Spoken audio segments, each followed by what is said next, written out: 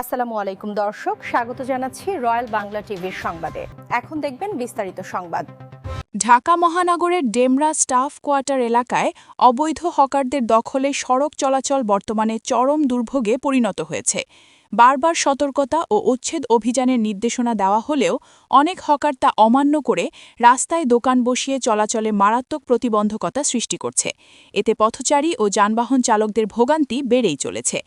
স্থানীয় বাসিন্দারা অভিযোগ করেন, সড়কের উল্লেখযোগ্য অংশ দখল করে হকাররা ব্যবসা পরিচালনা করায় প্রতিদিনই যানজট সৃষ্টি হচ্ছে। জরুরি প্রয়োজনে অ্যাম্বুলেন্স বা ফায়ার সার্ভিসের যানবাহন চলাচলেও বাধা সৃষ্টি হচ্ছে, যা জননিরাপত্তার জন্য বড় হুমকি হয়ে দাঁড়িয়েছে। সচেতন মহলের প্রশ্ন, প্রশাসনের নজরদারি থাকা সত্ত্বেও কিভাবে তারা এতটা বেপরোয়া হয়ে উঠছে, এর পেছনে কোনো প্রভাবশালী মহলের মদদ রয়েছে কিনা তা নিয়ে সন্দেহ তৈরি হয়েছে। এই পরিস্থিতি বিবেচনায় নিয়ে ২১-২৪ শ্রমিক ইউনিয়নের আঞ্চলিক কমিটির আহ্বায়ক জাহাঙ্গীর আলম এবং সদস্য সচিব মাঝহারুল ইসলাম, পাশাপাশি ৬৯ নং ওয়ার্ড বিএনপি শ্রমিক দলের সদস্য সচিব আতিকুর রহমানের উদ্যোগে একটি উচ্ছেদ কার্যক্রম পরিচালিত হয়। অভিযানে সড়ক থেকে অবৈধ দোকানপাট সরিয়ে নেওয়ার পাশাপাশি হকারদের পুনরায় সড়কে বসতে নিষেধ করা হয়। এ সময় উপস্থিত সাধারণ মানুষ তাদের দীর্ঘদিনের ভোগান্তির কথা তুলে ধরেন এবং নিয়মিত তদারকির মাধ্যমে এ সমস্যার স্থায়ী সমাধানের দাবি জানান। তারা বলেন, শুধুমাত্র সাময়িক উচ্ছেদ নয়, স্থায়ী ব্যবস্থা গ্রহণ না করলে সমস্যা আবারও ফিরে আসবে। এলাকাবাসীর প্রত্যাশা, সংশ্লিষ্ট প্রশাসন কঠোর পদক্ষেপ গ্রহণের মাধ্যমে সড়ককে দখলমুক্ত রাখবে এবং জনসাধারণের স্বাভাবিক চলাচল নিশ্চিত করবে। আমি সেক্রেটারি, জাহাঙ্গীর ভাই সভাপতি এবং শ্রমিক দলের সেক্রেটারি ডেমরা থানা। আপনাদের এই জায়গা থেকে যদি কেউ চাঁদা চায় আমাদের সাথে যোগাযোগ করবেন। 10টা পয়সা কাউরে চাঁদা দিবেন না। যদি আপনারা চাঁদা নেন তাহলে আপনার বোঝা দিবেন না। আর গাড়ি গাড়ি গাড়ি চাপা একদম সুন্দর করে চাপা রাখবেন। গাড়ি চাপা রাখবেন। কি নাম আপনার? নাম কি? জসিম সরকার। জসিম সর্দার। কি নাম? আমি কেন কৃষক দলের কি?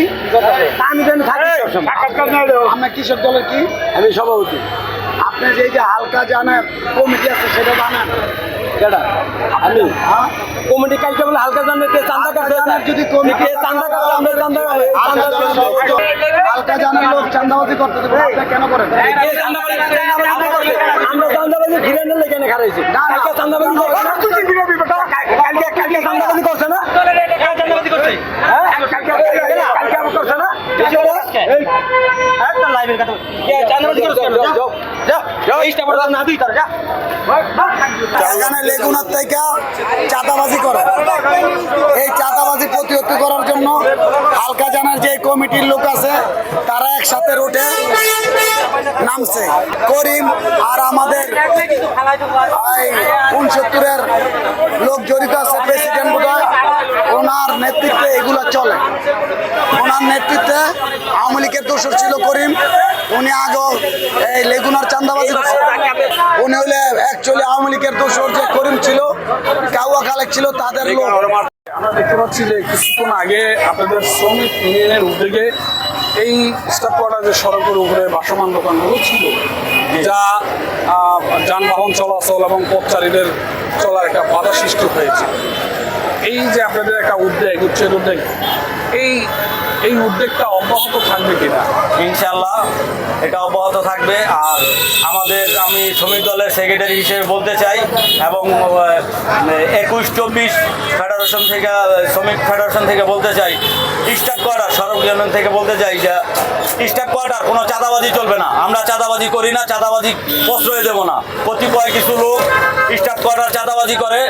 হালকা যানের যারা আছে, ড্রাইভার এবং যারা আছে, তারা আপনাদেরকে অনুরোধ করবো, আপনারা কারোর চাঁদা দিবেন না, চাঁদা দিবেন না। আপনাদের কাছে যদি কেউ চাঁদা চায় অবশ্যই আপনারা আমাদের জানাবেন। আর প্রধানমন্ত্রী তারেক রহমান আমাদের নির্দেশ দিয়েছেন যানজট নির্দেশন করার জন্য। আমরা অপসারণ করতেছি, এই গাড়ি যা আছে সব আমরা সরাই দিতেছি। মানুষের চলাচলের চলাচলের জন্য, যাতে সমস্যা না হয়। অবশ্যই এটা বৃহত্তম একটা রাস্তা, তার পাশাপাশি একটা ওভার ব্রিজ আছে, কিন্তু ব্রিজটা খুব চওড়া না। তার কারণে যদি এখানে যদি হকার বসে বা এরকম কিছু হয়, একটু রাস্তার ডিস্টার্ব হবে। তো এটা নিয়ে হয়তো আইন শৃঙ্খলা বাহিনী কাজ করতেছে, বা আমাদের মূল দলের যারা আছে অভিভাবক তারাও কাজ করতেছে এদের নিয়ে, যে এটা কীভাবে রাস্তাঘাট পরিষ্কার পরিচ্ছন্ন করা যায়।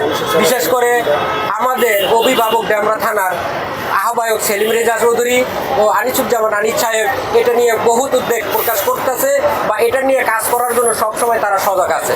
24 আঞ্চলিক কমিটি, আমাদের 4টা থানা বিষয়ক নিয়ে আমরা আঞ্চলিক কমিটি নিয়ে এসেছি। এটি 24 রেজিস্ট্রেশন নম্বর।